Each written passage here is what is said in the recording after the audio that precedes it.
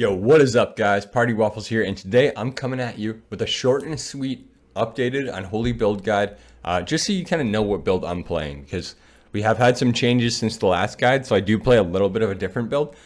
So this should help you guys succeed with your end of season goals and just get you up to speed, basically. It's going to be a shorter guide than usual. I'm basically just going to show the build and explain it along the way and the variations that I play. I'm not going to go into details about all the itemization and everything like that like I usually do. It's just going to be a short to the point. And yeah, everything else that you need to know, you can fill in with the other guides. And this build that I'm about to show you guys is what I played in the last video too. So you can check that video and see me playing it live in solo shuffle or on my stream, twitch.tv/partywaffles. But let's get right into this thing. So we're going to take a look at the build here, okay? I just want to show you some credentials. You know, we know what we're talking about. Okay, boom.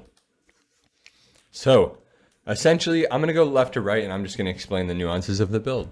So let's get right into this.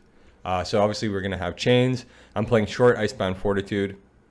I still have Empowered Rune Weapon, A-Bomb Limb, double Death Grip, 40-yard ranged grip, but I switch this occasionally, okay? And then, yeah, everything else. So the way that I change this sometimes, though, is I'll put sometimes I'll move Improved Death Strike. If I know I'm not going to get hit at all, I'll move this into damage, and I'll do more extra crit, right? So sometimes I'll juggle around the defensives. Or if I know there's not really any magic damage, per se, then I could move this around to Wraith Walk, or I could move it to Death Pack if I wanted, or something like that, right? But anyways, I just juggle those talents around. I mostly just juggle the defensives, though, okay?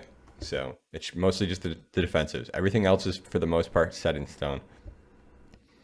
So then on the right side, it's going to be Bursting Sores, Plaguebringer, Super Strain, Fester Might, Morbidity. Okay, so now I'm going to explain this. So this build is essentially it's a strong coil build as well as a dot build. So, but it has a lot of single target damage because of the Bursting Sores and the coil package. So basically, this is how you play this build, okay? Essentially, you're just going to put your dots on everybody, and then after your dots are on everybody, you just want to keep your Plaguebringer up, which is you Scourge Strike one time to keep this up for 10 seconds. So, dot everybody, Plaguebringer up. After that, I'm going to be prioritizing Doomburst coils, okay? So when I get a proc, a sudden doom proc, it's going to make my coil burst 2 wounds. So I'm going to be prioritizing Doomburst coils on 2 people. So if I get a Doomburst proc, I want to find 2 enemies that have wounds on them, or apply wounds to 2 people and then burst the coil. So dot everyone, keep Plaguebringer up, burst Doomburst coils, and then obviously other than that, it's just spam cleaving coils as much as possible because your coil splits on 2 people, and then Scourge Strike to keep your wounds up. So between your Bursting Swords and your Scourge Strikes, to try to keep your wounds up as best as you can. But that's pretty much it. So keep your dots on everyone, keep your Plaguebringer up, try to prioritize Doomburst coils because they do massive damage, and then after that, just play it like normal.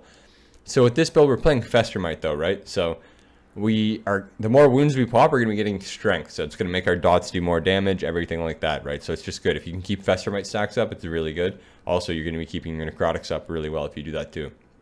So the flex talents that I play look like this, okay? So these 2 Fester Might talents, these can be changed. I could play Unholy Blight 1 Fester Might, which I sometimes do.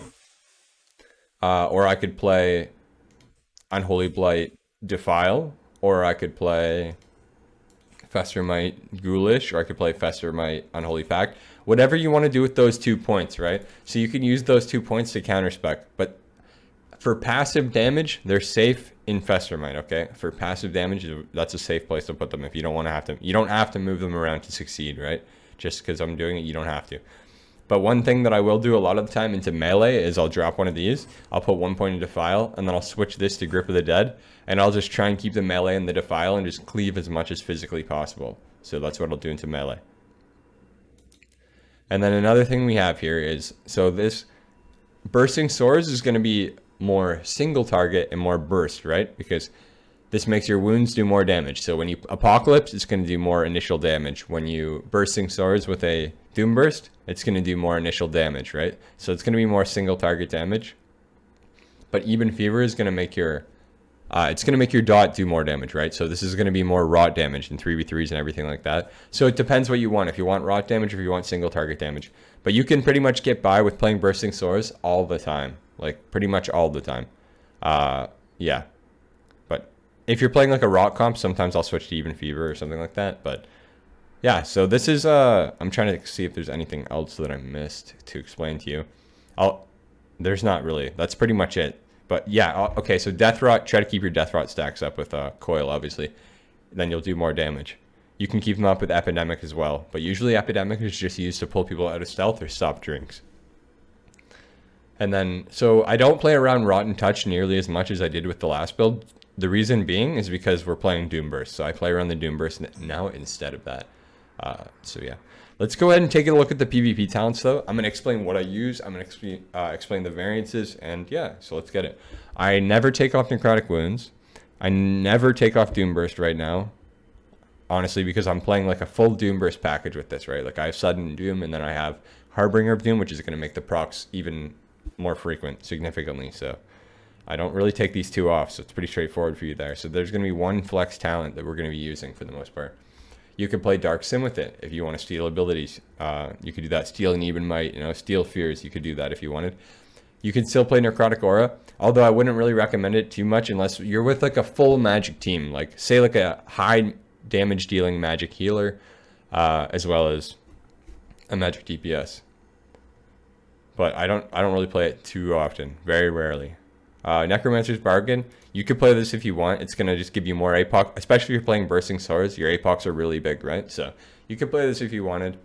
I personally have been playing Strangulate most of the time. So you could also play Spell Warden to like eat a Hunter Trap for your teammate, or like have a shorter cooldown on your Anti-Magic Shell if you were playing like Gloom Ward, for instance. But yeah, this is what I play most of the time. If I'm fighting melee and I know they're going to be hitting me, I'll play this. And I'll keep it up 100% of the time. So literally just 100% uptime on the 20% wall if you're playing this, and they should actually like stop attacking you, or you can tank them pretty well. But yeah, like I said, this is what it's going to be looking like for me most of the time. But that's pretty much it. I just wanted to get you guys up to speed. As far as like, well, I already explained the playstyle, but as far as cooldowns go, just kind of go in, use your army like immediately, because it's going to give you your stacks for your tier set. So pretty much use your army first global like every single game. And yeah, other than that, your cooldowns are basically like Dark Transformation. It's going to give you some mastery and make your dots hit harder, right? But it's also just like a kick, so just kind of use this when you want, because it doesn't sync up with anything. But yeah, if you're going to Dark Transformation with your APOC, try to Dark Transformation first, because then you're going to get the big mastery, right? So it's going to be a large APOC, especially if you're playing Bursting Swords. Everything else is pretty straightforward. If you're missing anything in terms of playstyle, the other guides are a lot more in depth on that, but I kind of just wanted to give you the updated build here. With that, guys, you should be able to succeed in the 2v2 bracket, the 3v3 bracket, the solo shuffle bracket. You should be able to succeed in all of them. If you have any other questions or anything like that, just ask them in the chat below. If you like the video, please like, comment, subscribe, and I will see you guys next time on the next video. Thank you, and peace.